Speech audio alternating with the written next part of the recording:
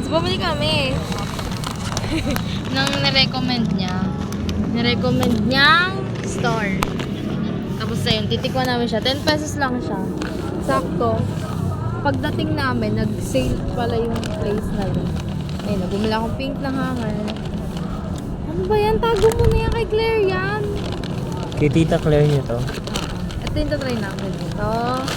Tapos, ito. Ay, ito pala yung sa kanya. Ano pa ano dito? Ay, hindi. Yan mo na. Sige, yan na. Ito, yan.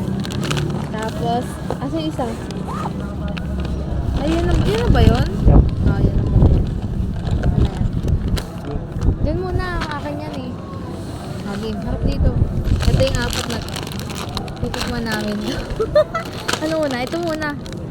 Ito yung basura. Ay, sorry. Game. Sige, stop mo muna, love. Ito muna.